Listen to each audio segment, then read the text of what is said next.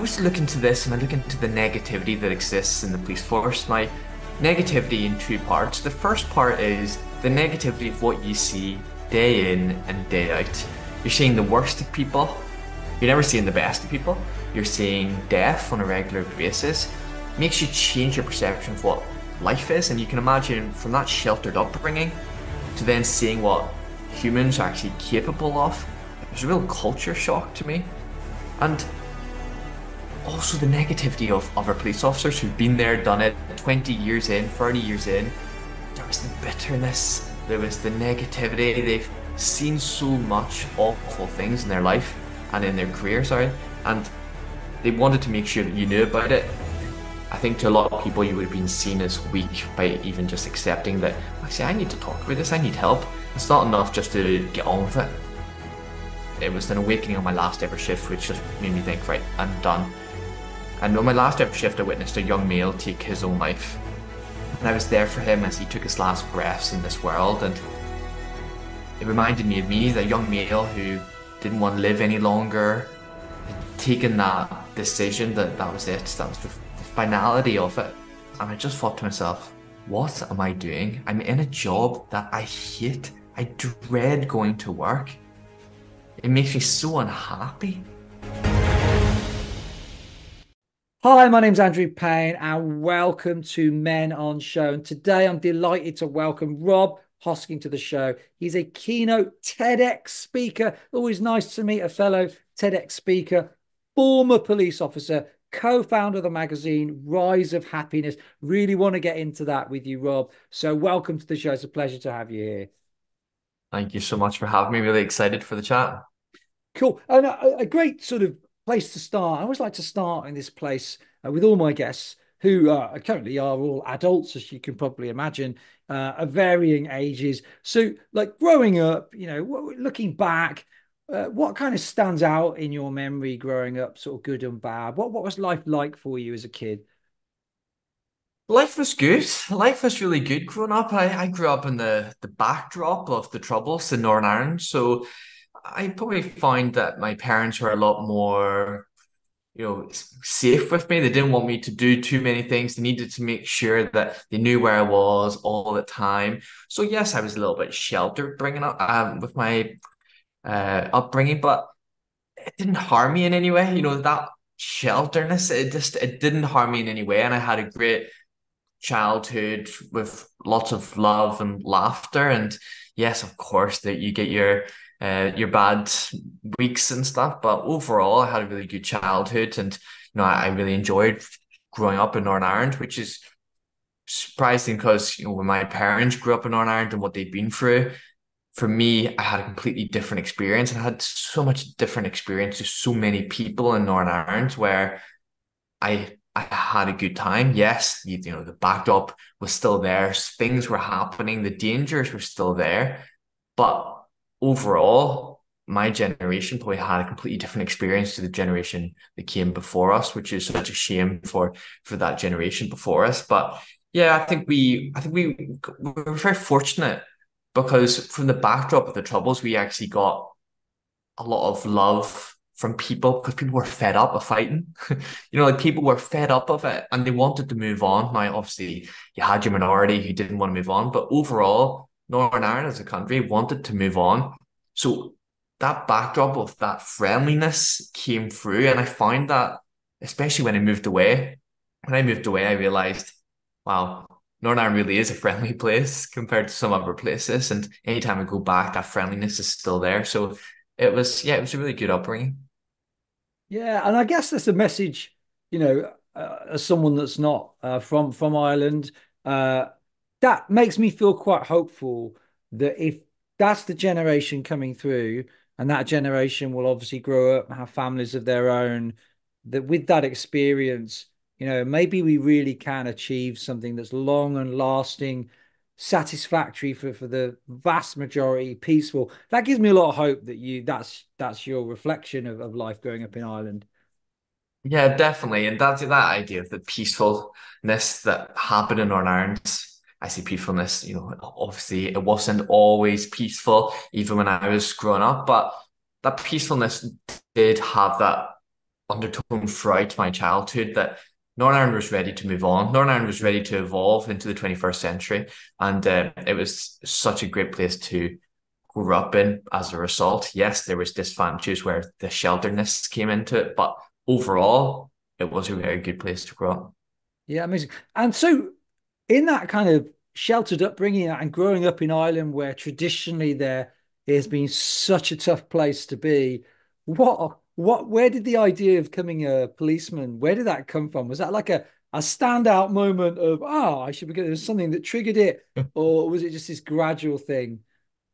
Yeah, you know what? I would love to say I had this dream of being a police officer and I joined the police and my dreams came true. But unfortunately, that's just not the reality of it. For me, growing up, the police were targeted in Northern Ireland, and even to this day, where they would have to check under their cars for car bombs and stuff. And it was never a profession where you thought, I would like to do that because there's so much risk and danger involved in Yeah. it. But my family were either police or military, whether it was uncles or my dad or whatever, cousins, there was police and military involved in each of them.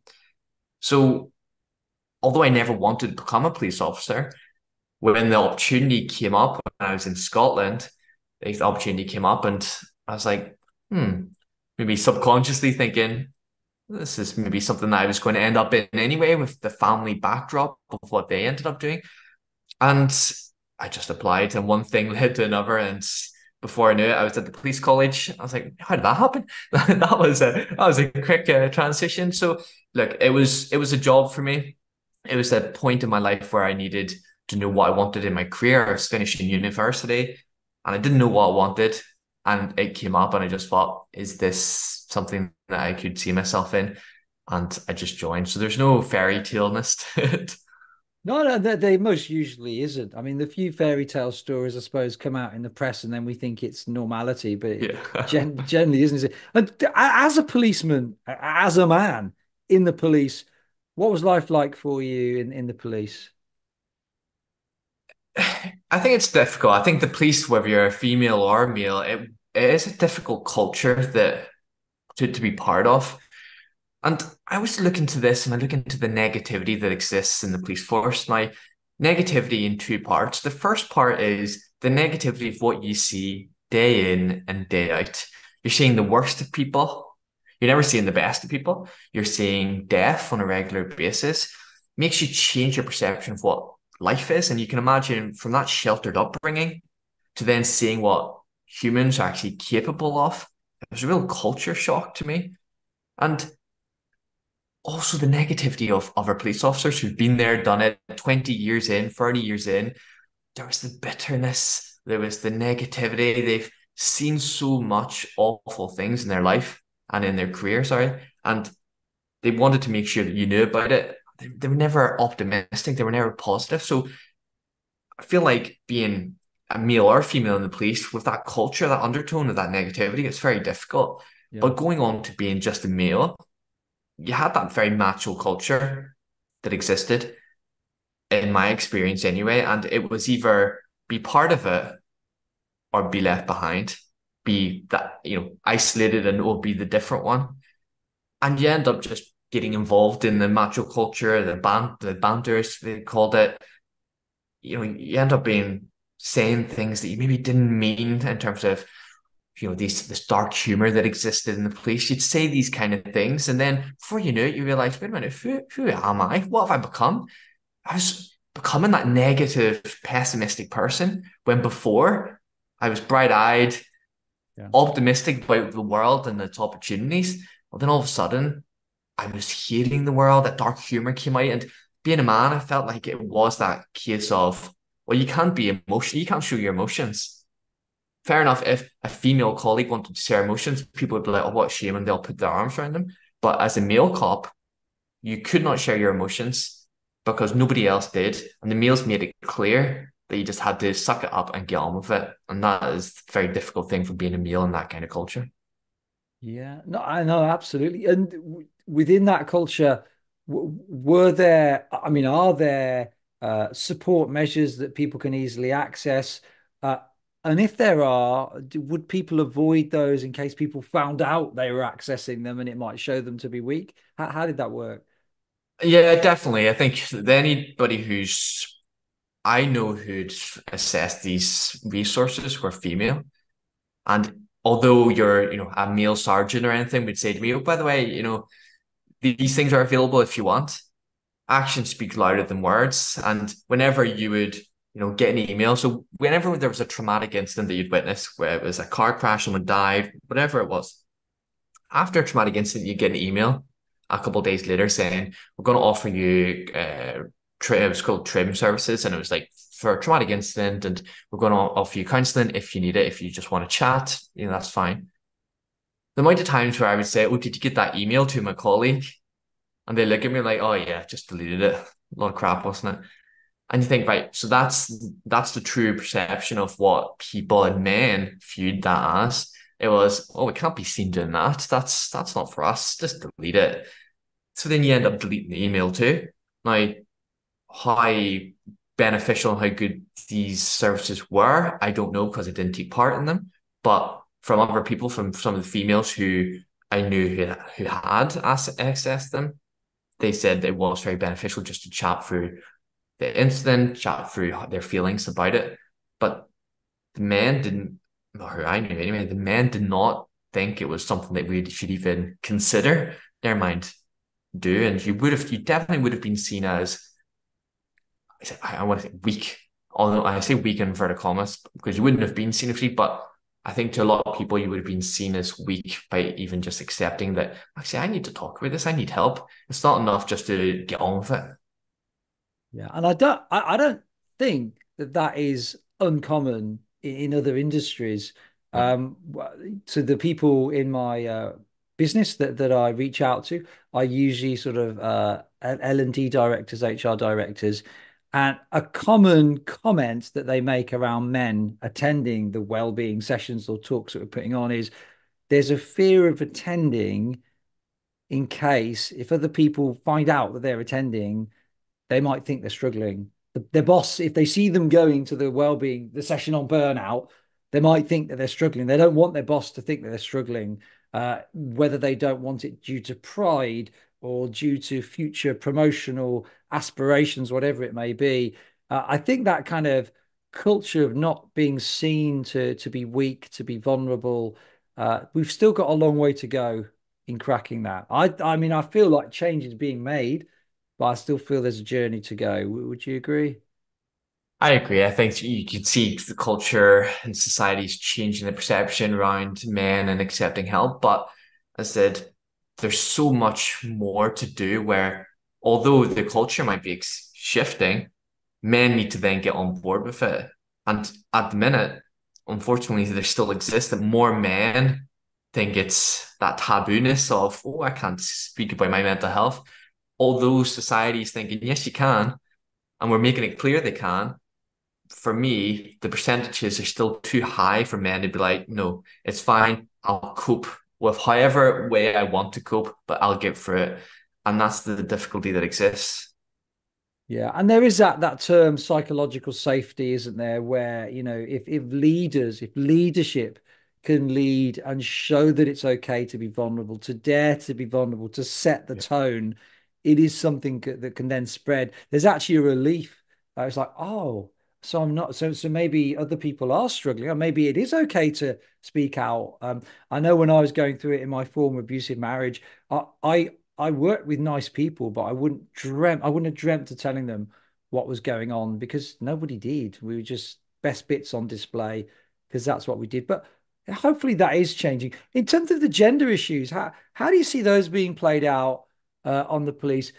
Are there any sort of, within sort of domestic abuse, for example, it can be a sensitive topic because on the one hand, a third of male victims of domestic abuse are in fact men. Some reports would suggest that's higher if you include the underreporting. Did you see that at all in the police, or was it generally quite gendered opinions on things like domestic abuse? Actually, it's mostly going to be a guy doing it to a woman, so that's the narrative that we'll take. Or did you feel people had quite enlightened attitudes in the police? No, unfortunately, they didn't. I don't believe, and I do believe there was many incidents that I've attended where potentially both were just as bad as each other. And let's say we weren't going to arrest anybody, there wasn't an actual crime per se that we were going to pursue, but there'd been an argument.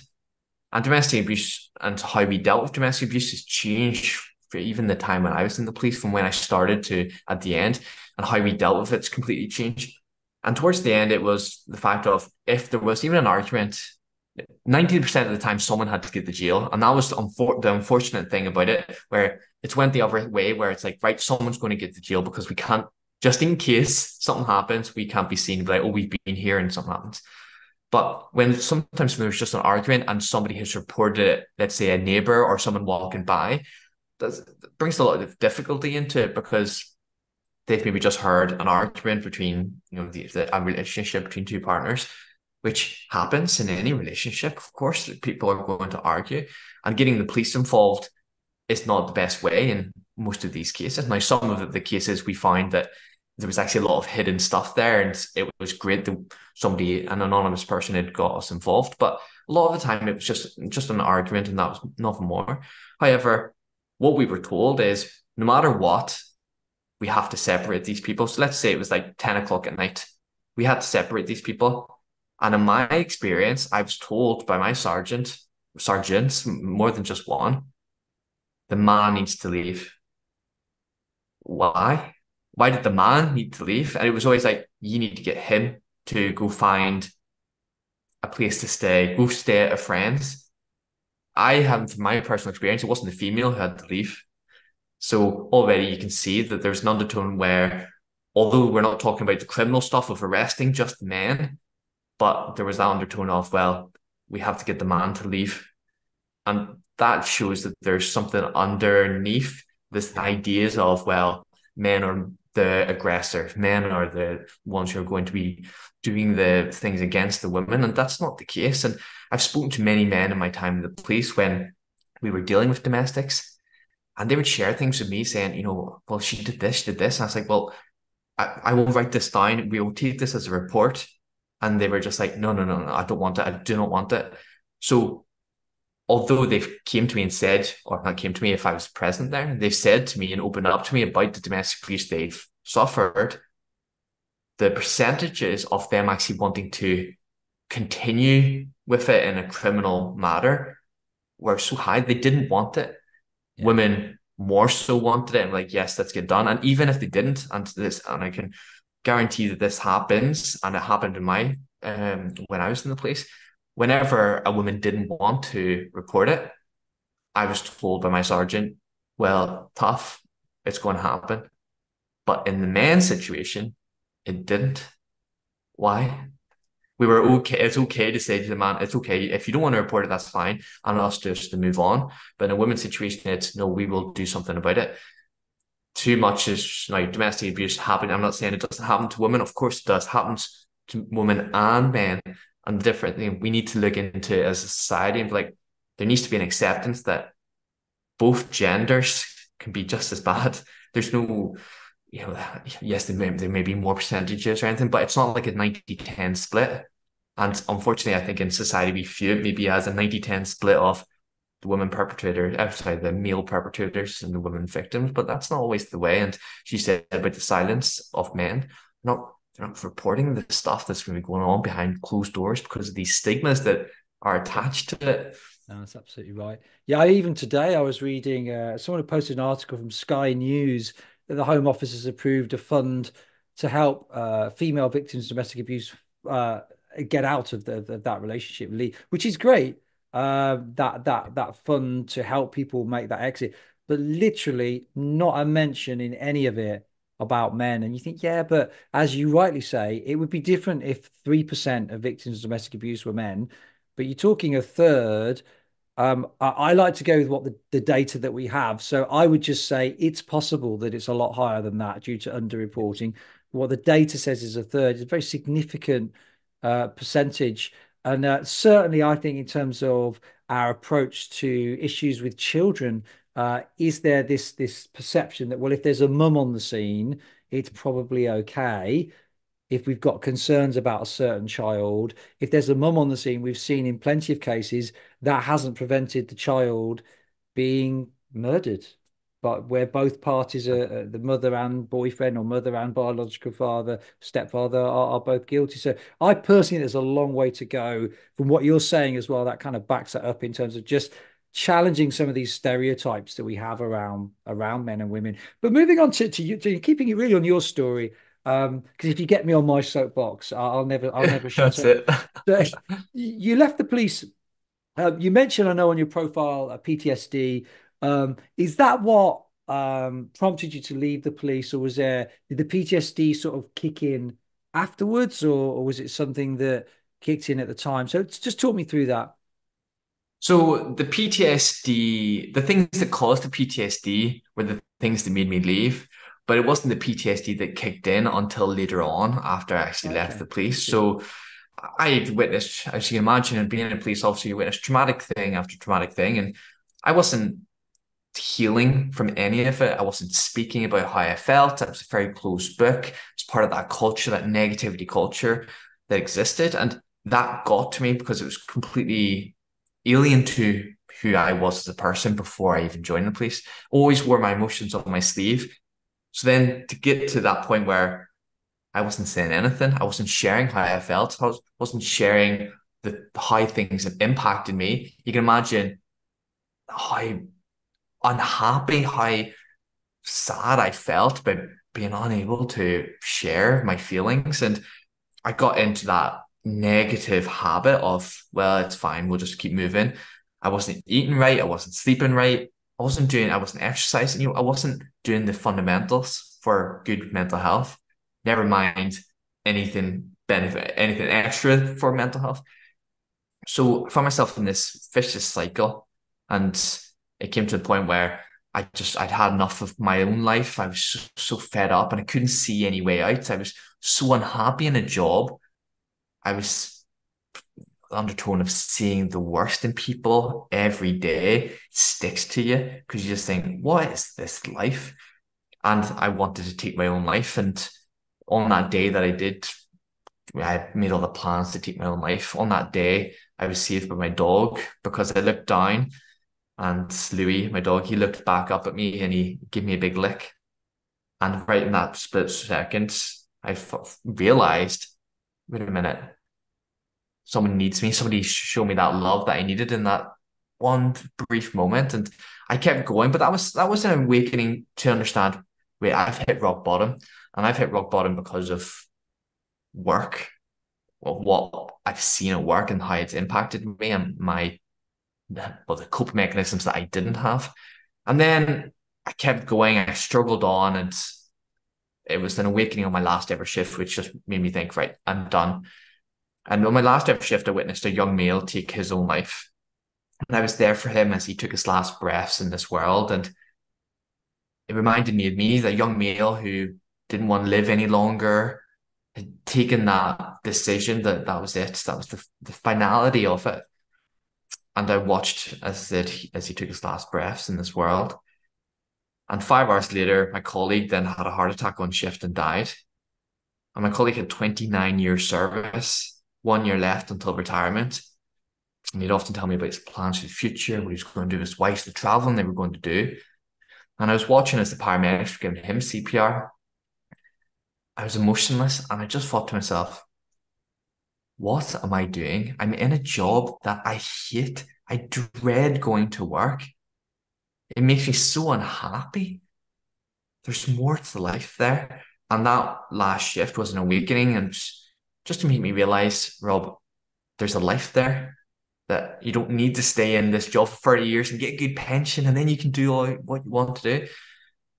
Life is for living right now in the present moment. And my life in that present moment wasn't a happy one. So all that and all the other traumatic incidents that I witnessed on a daily basis, it all just kind of came to me and I realized I need to focus on me and what makes me happy. And by doing that, I had to remove the things that made me unhappiest in my life. And the first thing that made me unhappiest in my life was that career, the police. I needed to quit.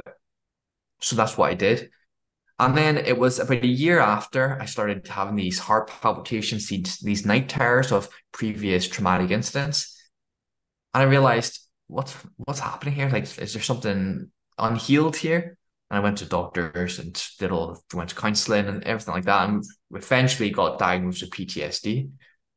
Now, that was a year after being away from the force, which just shows you just my body just took time just to almost decompress everything, and then it realized after a year, wait a minute, we've not healed from this trauma. What about this trauma? And it wasn't just that last day. It wasn't just what I've been through in my own mental health. So many of these traumas that I was recollecting in my dreams and everything, they were things that were just everyday things that I didn't realize had it impacted me as much. But how can you, and I always say this in talks, I always say, how can you heal from trauma when you go from one traumatic event to the next one to the next one? And that last shift was a perfect example. And yeah, the PTSD's then been a consequence of all these traumatic incidents throughout those 5 years that I haven't healed from. And I now have to give my body and my mind that time to like, right, heal from it, talk about it. What is it about it that you need to get off your chest? And it's been definitely a difficult time, even after the police, even though I thought that was my chapter that closed in my life. But it got reopened a year after because all this traumatic incidents came up. So for anyone that's might think that they're struggling with PTSD, or for anyone that maybe is living with someone who they suspect might be experiencing PTSD, what's the starting point? What should one do? I think what we need to do inside, especially with PTSD, if you've got partners who are in the forces or the military or anything like that, is we need to promote open communication as much as possible. It's not enough to ask them, are you okay? If they seem a wee bit down, you say, are you okay today? It's not enough just to say that and then for them to say, yeah, I'm fine, and to move on the conversation. At the end of the day, if you know your loved ones, you know your friends, whatever, if you notice any slight difference, you need to make sure that they know that you're there for them. You know what job they do. You need to understand that it's such a difficult job, unlike any other job, that not everybody can understand.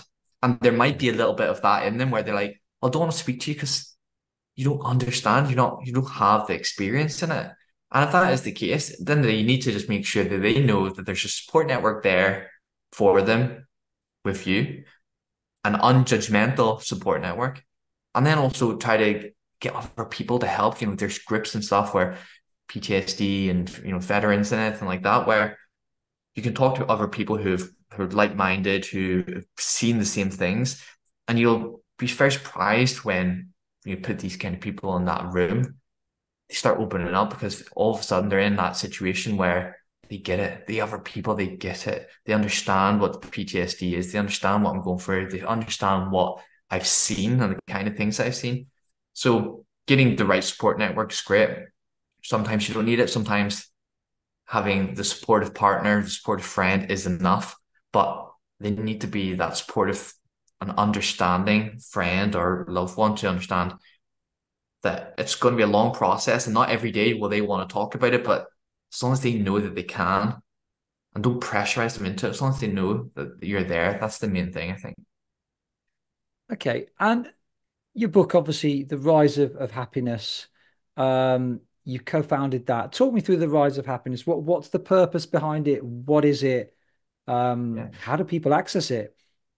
So it is a wellbeing magazine. Me and my partner co-founded, and the idea of Rise Happiness is that people are sharing their stories, their own unique stories within the magazine. So we have different articles of people from whether it's the public eye or everyday people talking about their mental health journey, their well-being story, and whatever it may be. So it could be someone talking about what we had in their last issue, someone from Sky Sports talking about their diabetes journey, someone from an actress who used to star in Emmerdale talking about her anorexia journey. These kind of things, where it's male mental health, whatever it is, people are sharing their stories in their words. So it's, we don't edit it, we don't interview them, it's they write it themselves. And within the magazine, we also have then expert tips and well-being advice from the experts, whether that's sleep experts or nutritionist, whatever it may be. Also giving people that, we've got the vulnerability side with the stories, but then we've also got the tips like, well, take this forward in your life and this will help. So there's a nice blend there, and you can get it online at www.riseofhappiness.com, and it's also in WH Smith stores around the UK. And you can get your copy of the magazine and hopefully get some inspiration from the vulnerability that people are sharing in their stories. Oh, that's brilliant. It's brilliant you've got it into a distributor like Smith. So great Yeah, job. Great job. yeah. And what are your sort of, if someone was really struggling, they felt really miserable. I mean, obviously being happy, becoming happy, there's so much to it. There's no quick and easy answers. But for you, what works for you in terms of, the best tips you have for happiness? If you share a couple. I think the main thing is, people, I think, overcomplicate well-being in general. Look at the cold water therapy that everyone's doing day in, day out these days, the meditations, the yogas, whatever it is in the public domain that society deems cool in the well-being space. They're all great, yes, and they'll have great benefits. However, let's start from the basics. Let's simplify it when we're talking about happiness. And the simple thing you can do is do something a day, each day, every day that just makes you happy. That might be listening to some music for 10 minutes, might be going Yeah. for a walk, might just go for a coffee. Let's simplify well-being and think, well, what does well-being mean to me? What does happiness mean to me? And yes, people have got busy lives and stuff, and they've got children and they've got work, but we can do something every day. 5 minutes of listening to music if you love music, you can do 5 minutes. You can Yeah. go for a walk. You can do these things. So simplify it, understanding just what little things put a smile on my face, reading a book, whatever it may be. Do that, and you'll be surprised when you can do these healthy habits day in, day out. Yes, the meditations are all brilliant. You can start adding them too, but start with what makes you happy in the wee basics, and you'll see great results. Yeah. Love that. Love that. And do you think I've done some reading around the fact that, Scandinavian people, they're often quoted as the happiest people on earth. I think it's Denmark, isn't that supposed to be the happiest society? I think Uh, Finland, I think it's that. is it Finland's the Finland? Oh, happy. Yeah, Finland, yeah. but it I had to be a think so. Scandinavian I think country, didn't it? that. British people don't seem to fare so well on the happiness scale. Why is that, do you think? I think a lot of pressures with society, a lot of the stigma that exists in society with men and male mental health. I think that goes a long way to unhappiness and creating unhappiness in society. What men deem as what they can be, or what makes a man, toxic masculinity that exists, toxic positivity that exists. And I know social media will be everywhere in the world, but feel like in the UK, they're so focused on what an ideal happy life looks like.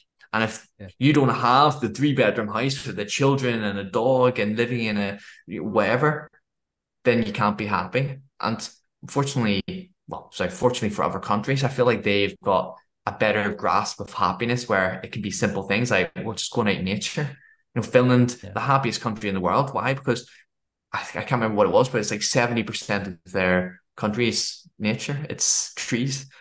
So being getting out into nature is such an important thing for them.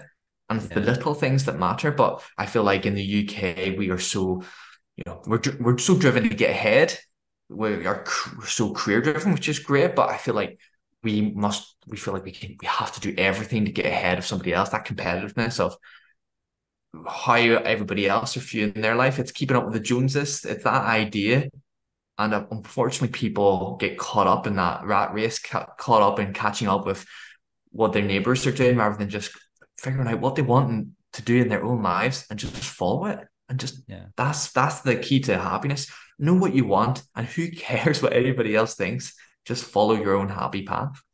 Yeah. No, no, it's some interesting observations. I mean, I think the UK is Europe's most nature depleted country, from what I Wow. recall. So maybe there is a lack of nature thing there. I definitely agree with kind of this whole keeping up with the Joneses thing, which is so much a problem from social media. Never before if you go back through history, have we as humans being exposed to everybody else's good bits in quite the same way that we are today on a daily basis? No wonder we all feel so inadequate and are driven to try and catch up with all this stuff Yeah. we perceive that everybody else has. And I think the three-bed house and the car and the garden, we sometimes forget actually it's very difficult to achieve that. Um, Usually, for generations before, to own a house, that comes after years of graft in a job. These things are not easy actually. And yet I think with where we have today, we're very impatient as a culture because we have everything at our fingertips. And so Yeah. we struggle to cope with stuff and get our heads around our stuff that's going to take a long time. It's like, well, why can't I have it now? I almost feel like I'm entitled to have it now. And I don't think that helps. There's a whole convenience culture, isn't there, where we're driven Oh, for 100%. convenience as well, which speeds up our expectations of ourselves and others. So I think all of those are really important points. And I think you're right. I do think there's some stigmas in terms of what it is to be a man. I think some of that's changing, but I still feel we've got a long journey to go. I think the political establishments need to do a lot of work on actually saying, actually, men and boys are struggling. That requires resource. It doesn't just require just, well, they're struggling a bit. It requires some action and resource if we're going to do anything about it. So I think you touch on lots of very interesting points in what you're saying, particularly some of your insights in the police uh, is very interesting. So to help men and boys be the best version of themselves, how do we do that? Where do we make a start? Think, unfortunately, there is the generational thing that exists with men and boys, and that is going to be something that, unfortunately, some men and boys are going to be hard with or remember the stigmas that's been created because of their families. Hopefully, society does a lot, and she said there with it starts with the top down, whether that's top down approach from an employer or a top down approach with celebrities or people in the public eye. We need to get comfortable with having more of these conversations of what it means to be a man and break down these stigmas. I've even with my generation, I've heard so many times my dad saying things like, "Oh, man up, or grow up when you're showing emotion." And you think, that sticks, unfortunately, and stigmas exist and they stick for a long time. It doesn't take a long time to create a stigma, but it takes a long time to try to get rid of it. And it does take time, and we just need to be surrounded by people who, not people, we need to see, whether it's on social media or left, right, and center in society, that these stigmas aren't actually there. But unfortunately, not just in my conversation with my dad, I see the stigmas exist. So I do, and I just think we're trying to get rid of the stigmas, but the language some people use, you think you've ticked all the boxes in terms of what you need to say, but then you've just read that one thing because I don't think they understand the language and the importance of language to get rid of stigmas. And I'll read some things. I'm like even from motivational. I saw a motivational speaker who talks about it, and he put something up and he said about having to man up when he talks about his story and that inner voice. And I thought, you shouldn't be saying that. You shouldn't be telling yourself to man up because that sticks. And it's the little things. It takes time, but as a nation, and as in the world in general, we just need to try to be braver in using the right language and be braver in challenging these awful things that people think of what makes a man because it's outdated and it's completely wrong and it's only damaging. Yeah, I think you're right. I think being braver to gently challenge, there's nothing wrong as a motivational speaker saying, actually, I feel like I need to toughen up. I Yeah. need to make peace with a few things that I can't change. Yes. But understanding that man up's not helpful. And I think in the way that we challenge, it's being able to do so in a fun way, in a respectful way. I do think there's a lot of fear among men about being cancelled if they really say how they Yeah. feel. So I think trying Yeah. to trying to recreate the value of healthy debate, which I think we've lost a That's little it. bit We um, have. with social media. I mean, it's just been fantastic. I could talk to you all day. If you had like a two-sentence message of encouragement for the men listening to this podcast, what would that be? Just you're unique. You are unique. And remember that you don't have to succumb to anything that other people believe that you should be or what you believe you should be yourself. Understand who you are as a person, understand your uniqueness, and follow it. That's the best thing to do. That's more than two sentences, but That's that's great. No, that's okay. That's no problem. There's nice and succinct even. So thank you. That's wonderful. How can people find you? You're obviously a talented speaker. You have your magazine. You've mentioned how we find you at magazine. How do people find you if they want to book you, get in touch with you?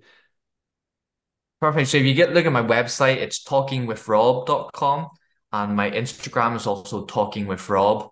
So have a look on both those sites, and in my LinkedIn, Rob Hosking. And you can find all the links and all these socials, and they're all linked up together, and you can be able to book some talks. Amazing. Look, that's fantastic. Thank you so much for your time, Rob. It's been an Thank you. absolute pleasure having you on the podcast. Thank you. Appreciate it.